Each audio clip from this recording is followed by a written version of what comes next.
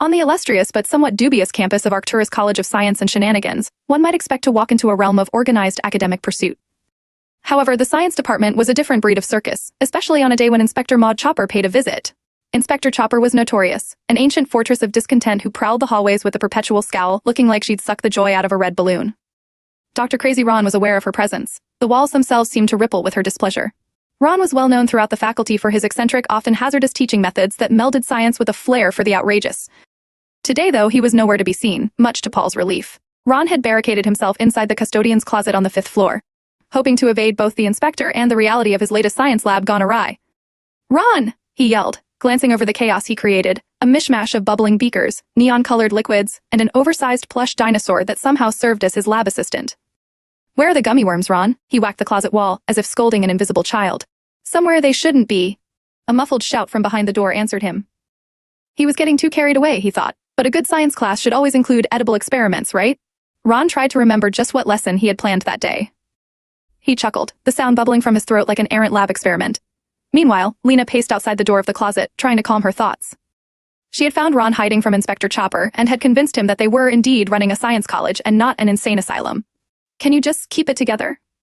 she pleaded, smoothing her hair, which had fallen victim to her relentless worrying. "If we can just—" "Lena!"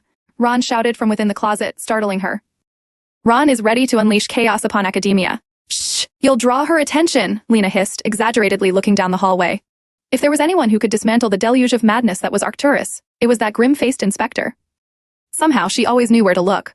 In the corner of the main lab, Paul slumped against a counter, rolling his eyes as he wiped down yet another spilled concoction from the floor. "You know, I signed up for lab tech, not babysitting chaos incarnate," he muttered, glaring at a bubbling, iridescent liquid that had faintly turned the shade of something one might find in a toddler's crayon box. He had already sterilized the disaster zone 3 times this week, and added to his duties the Ron-watching protocol. Each time he believed he'd be free to shuffle around quietly, Ron would unleash another catastrophic experiment. Did he sign up for cleanliness or the wild antics of a Vulcan with a flair for chaos? As Maud Chopper waddled through the science department, armed with her clipboard and a pair of beady eyes, she scrutinized her surroundings with all the charm of a bulldozer. Was that a lizard with a lab coat she spotted, or a ferret that had escaped Ron's last vivisection? "These children are putting lives at risk," she muttered under her breath. "And I will find the culprit." Nothing filled her with more joy than the prospect of clamping down on the irresponsible behavior of educators. All it took was a moment of distraction, and she intended to capitalize on it. Meanwhile, Randy Andy, the school's physics teacher, had other plans entirely. With typical lascivious fixation, he leaned against a wall near the girls' locker room, hands buried deep in his pockets, eyeing the exit. "Just a little peek. I mean, it's against physics not to explore," he said with an inappropriate smirk. He didn't care about the fire-crisped brownout of the lab, his focus was solely on his own whims. Suddenly, he noticed an enticing commotion down in the lab, where Ron had emerged, surprisingly intact and maniacally chuckling as he paraded around like a war hero carrying a beaker. "Ron!" Paul exclaimed, storming into the chaos that Ron had created in a desperate attempt to calm the impending commercial of disaster with the inspector nearby. "Ron is a unicorn, testing gravity with jelly beans," Ron declared, flinging a handful of the sugary treats across the room as if they were confetti. Just outside, Inspector Chopper narrowed her eyes. "What in the world is going on in there?" "Paul, quick, hide the jelly beans," Lena cried as she rushed past him to block the doorway to delay the inevitable scrutiny.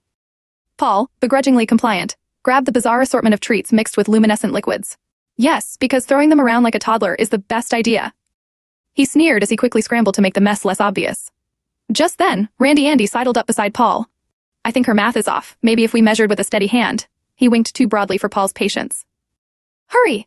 Lena hissed, as she flung one arm across Ron, parading him just in time as Inspector Chopper burst through the door. "Dr. Crazy Ron, explain yourself," she demanded, turning her piercing gaze towards him. Before anyone could answer, Ron, with eyes wide as saucers, began, "Science is a beautiful unicorn. Ron loves science. Ron loves learning." Lena stifled a laugh, and even Paul couldn't help but smirk at the absurdity of it all. Inspector Chopper stared, momentarily speechless, before muttering something about, if only unicorns could clean up their act.